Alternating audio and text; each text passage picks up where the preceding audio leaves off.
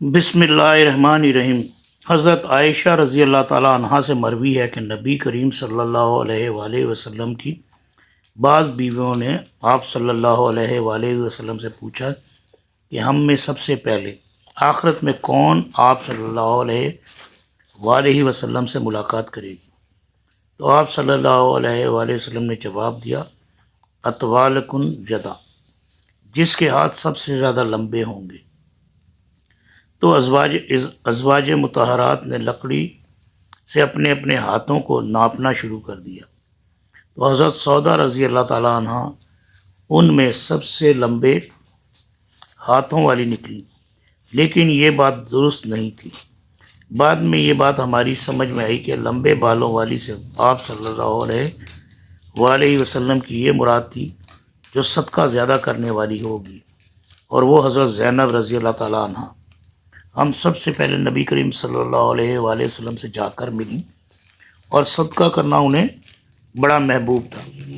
مذکورہ روایت میں یہ الفاظ اطوالکن یدا قابل غور ہیں کہ سب امہات المومنین نے انہیں حقیقی مفہوم کے مطابق خیال کیا اور لکڑی کے ساتھ اپنے ہاتھ ماپنے شروع کر دیے، لیکن جس کے ہاتھ سب سے لمبے تھے اس سے پہلے ایک دوسری زوجہ حضرت زینب رضی اللہ تعالیٰ عنہ کی وفات ہونے پر انہیں معلوم ہوا کہ ان الفاظ کے حقیقی معنی مراد نہیں تھا، بلکہ اس سے حضور صلی اللہ علیہ وآلہ وسلم کی مراد مجازی تھی کہ جو صدقہ زیادہ کرنے والی ہوگی اس کی وفات میرے بعد سب سے پہلے ہوگی۔ چنانچہ ایسا ہی ہوا، اور حضرت زینب رضی اللہ تعالیٰ عنہ دیگر امہات المومنین سے زیادہ صدقہ خیرات کرتی تھی، اور وہی اس حدیث کے مصداق ٹھہری۔ اس لحاظ سے لمبے ہاتھوں والی سے مراد یہ نہیں کہ جس کے حقیقت میں لمبے ہاتھ ہوں گے، بلکہ اس سے مراد یہ تھی کہ جو زیادہ صدقہ و خیرات کرنے والی ہوگی۔ بحوالہ صحیح مسلم۔ حضرت عثمان رضی اللہ تعالیٰ عنہ کے خون ناحق کی خبر سے متعلق پیش ہوئی۔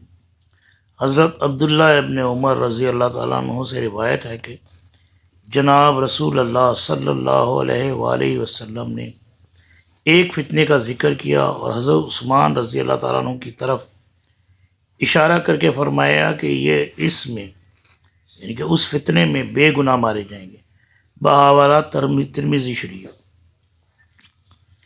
حضرت عائشہ صدیقہ رضی اللہ تعالیٰ عنہ فرماتی ہیں کہ رسول صلی اللہ علیہ وآلہ وسلم نے فرمایا کہ اے عثمان، بے شک اللہ تمہیں ایک قمیض پہنائے گا، پھر اگر منافقین چاہیں کہ وہ قمیض تم اتار دو تو مت اتارنا یہاں تک کہ مجھ سے ملاقات کرو۔ بحوالہ مسند احمد، ترمذی، حاکم، ابن ماجہ۔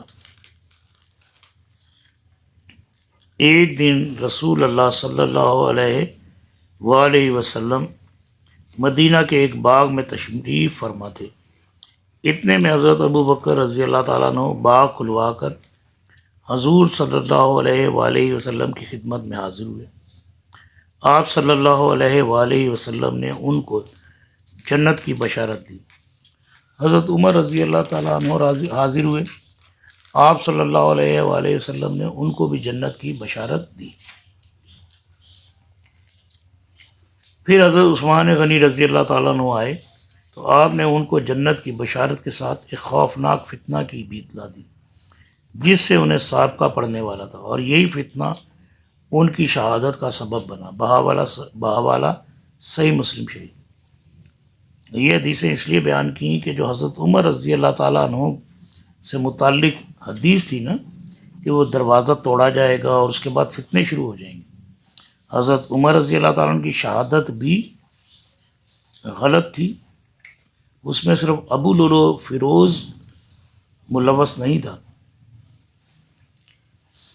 بلکہ ہرمزان اور جفینہ انوالو تھا۔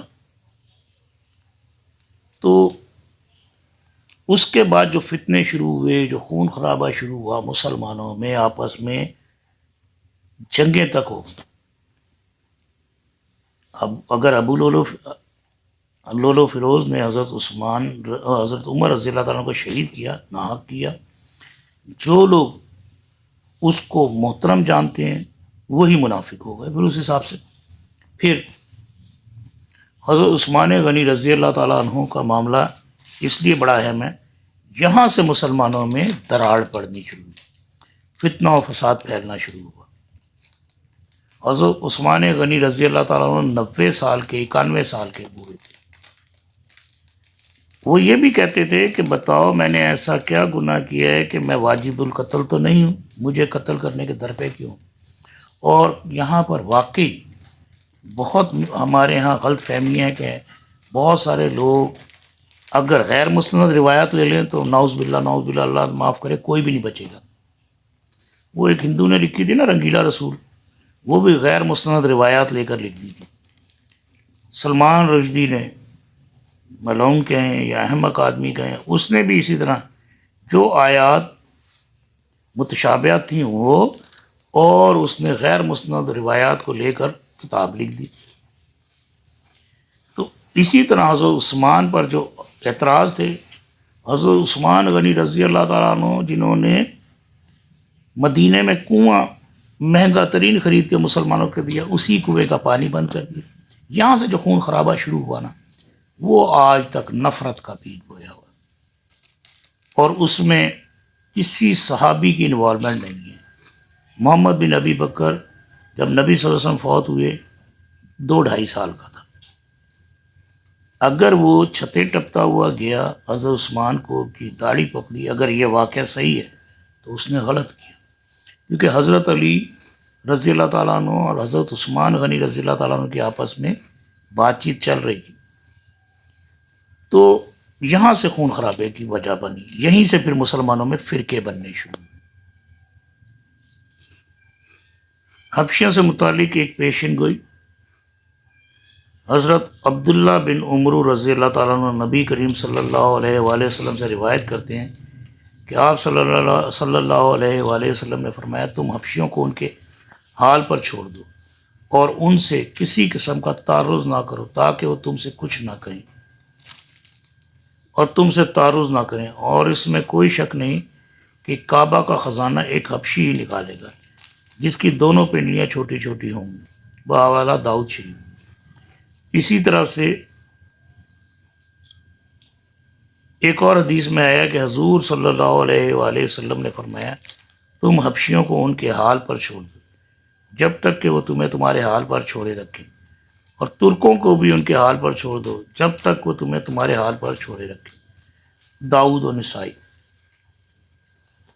حضرت ام ورقہ رضی اللہ تعالیٰ عنہ کی شہادت سے متعلق ہوئی. جس وقت حضور صلی اللہ علیہ وسلم میدان بدر کی طرف روانہ ہونے لگے تو ایک صحابی حضرت ام ورقہ رضی اللہ تعالیٰ عنہ نے عرض کیا کہ یا رسول اللہ صلی اللہ علیہ وآلہ وسلم مجھے بھی ساتھ لے چلیے، شاید اللہ تعالیٰ مجھے شہادت نصیب فرمائے. حضور صلی اللہ علیہ وآلہ وسلم نے فرمایا تم اپنے گھر ہی میں رہو، یہیں اللہ تعالیٰ تمہیں شہادت نصیب فرمائے گا. حضور صلی اللہ علیہ وآلہ وسلم کی یہ پیشن گوئی حضرت عمر رضی اللہ تعالیٰ عنہ کے دور حکومت میں پوری ہوئی اور وہ اپنے ہی گھر میں شہید کر دی گئی. ہوا کچھ اس طرح کہ ان کی 2 نمک حرام ملازموں، ایک غلام اور ایک لونڈی نے مل کر رات کے وقت ان کا گلا گھونٹ دیا، بحوالہ ابو داؤد شریف.